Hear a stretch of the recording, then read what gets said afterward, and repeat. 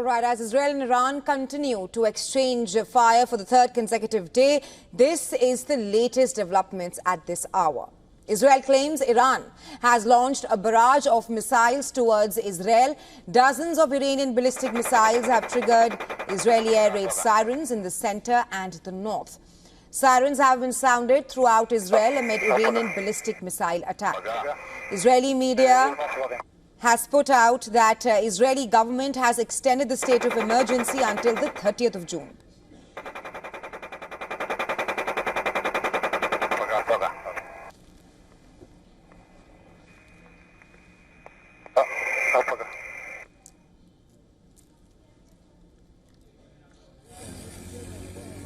On the other hand, Israel is keeping up its attacks on Iran for the third consecutive day. Israeli strikes hit the Iranian Defense Ministry compound in northeastern Tehran. Over the past few hours, Israeli forces have struck the South Pars gas field, triggering fires. There have been civilian casualties in the capital, Tehran, while others in Iran were also hit.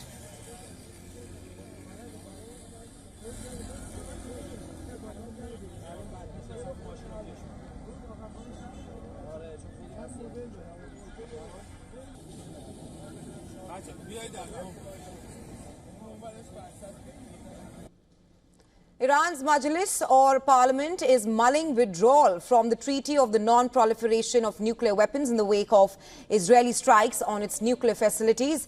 Deputy Ruhollah Izzat Khan said the minimal necessary measure is withdrawal from the NPT. We are currently mulling this issue in parliament and even withdrawal from the IAEA.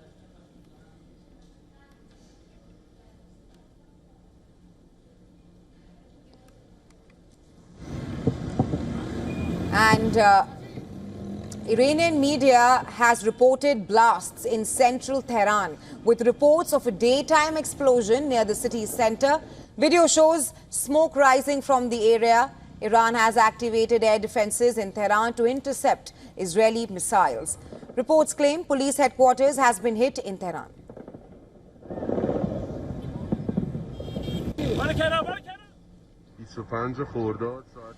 Iran's Islamic Revolutionary Guards Corps has confirmed that 8 other senior commanders of its aerospace division were killed in Israel's Friday airstrikes on the capital, Tehran. In a statement published on its official news outlet, Sepah News, the IRGC extended condolences over the martyrdom of its senior commanders.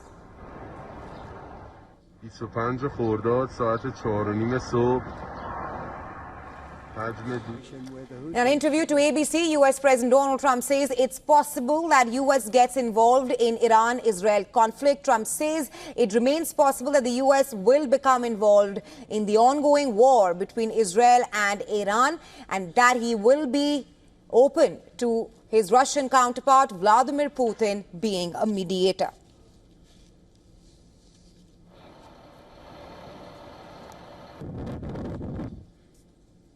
It has inflicted some significant damage on Iran. Remember, they've already killed a number of top commanders and hit other military targets.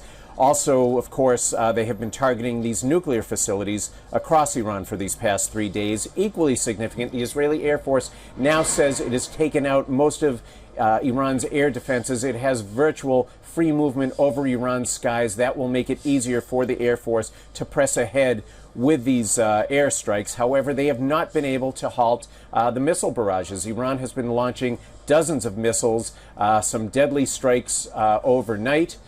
Israel, of course, does have that sophisticated air defense system, but officials here say it is not 100% effective, and we saw the result of that in these deadly strikes overnight. And while joining us live on the broadcast is Chris Blackburn, security analyst, and he's also worked in the Indian subcontinent for over 20 years. Welcome to WION, Mr. Blackburn. First up, of course, we are seeing the first batch of daytime attacks carried out by Iran and Israel, despite calls for de-escalation around the world. Do you think that the war can actually be stopped at this point of time? Perhaps the way the things are escalating, do you think there is room for diplomacy? And if not, what are the broader implications for West Asia? Yeah, I think obviously how the Israelis view it. They see Iran as an existential threat, and the Israelis basically want to decapitate the regime. And what we've seen today is that the Israelis are prepared to strike Iran during the day, which suggests that they've got absolute air superiority there. And we're also seeing, now these are unconfirmed reports, that people are being assassinated, Iranian leaders are being assassinated in Tehran by the use of car bombs. So which means that Mossad have got a fantastic capability, as we saw on Friday, to inflict maximum damage on the Iranians. So how could anybody pull the Israelis back when they seem to be so effective? I think if the United States gets involved, Iran has been threatening it over the last sort of 24 hours. If it was involved, and I've seen on Al Jazeera that the Iranians are saying that the US is pulling the strings. So if Iran was to be as foolish to target the United States and drag them into this, I think there will be massive escalations, and there's nobody to hold Israel back. Mr. Blackburn, just to take that point forward, you speak of the possibility of US being involved, and just a short while ago, Trump in an interview said that there is a possibility of America getting involved in the ongoing Israel-Iran conflict. If that happens, what are the broader repercussions at this point of time?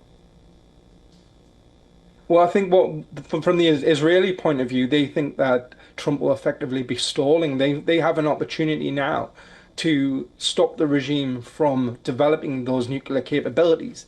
And the thing is, they've got two threats. They've got the proxy warfare that we've seen from the Houthis and Hezbollah. So Israel would want regime change in Tehran, and that would solve all of and everybody else's problems with the behavior of the Iranian regime. Now, will Donald Trump get involved on Israel's side, or will he bring them back from the brink? We just don't know. And I think, as we've seen, obviously, with Operation Sindoor, Trump's sort of proposed involvement was actually counterproductive. And did he actually achieve anything at the end of the day? And the resounding answer is no. So I think the USA getting involved will be a very complicated sort of factor within this escalation. Right, Mr. Blackburn, you speak of how Israel wants a regime change in Iran, but we have been seeing a shift in the targets that Israel is perhaps targeting in Iran. Earlier, Tel Aviv was targeting nuclear sites to the military leaders, and it did not even rule out targeting Khamenei's residential area. And right now, it's also targeting the Iranian oil depots. Do you think Israel's war aims could go well beyond its stated objective of just nuclear targets, which is why Israel launched Operation Rising Lion? And what perhaps is Israel's ultimate goal? Well, I think, as you've mentioned, they're going after command and control, and they're also hitting sort of the energy infrastructure. But the biggest thing for me is they're targeting police headquarters now in Tehran, which means they want to break down law and order within Iran, which suggests that they are going for that. They're going for regime change. All right. We're also learning that Iran is perhaps mulling withdrawal from the NPT, the Nuclear Non-Proliferation Treaty, and IAEA. If that happens, how significant will that be? Well, I think they've already shown, like, the reason that Israel decided to launch the escalation is because Iran wasn't complying with the IAEA, and so for them to now withdraw is basically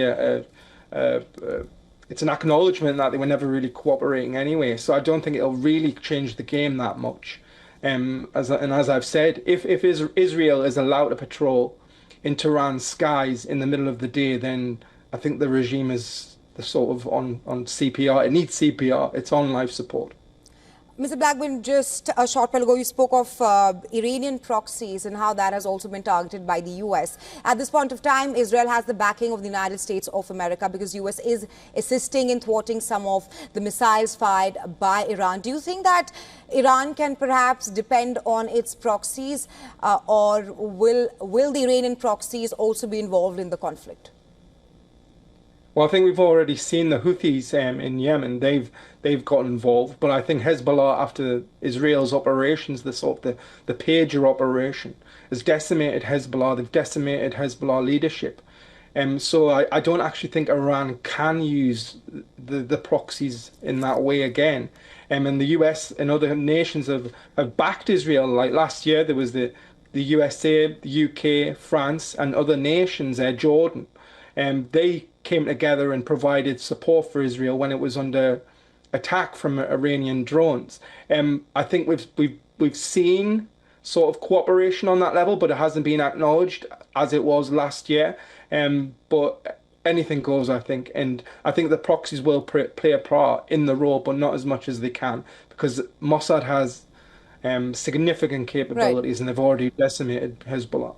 Right, Mr. Blackburn, thank you so much for joining us here on WION. We'll have to wait and see how the war pans out in the next few days. But thanks for joining us here on WION.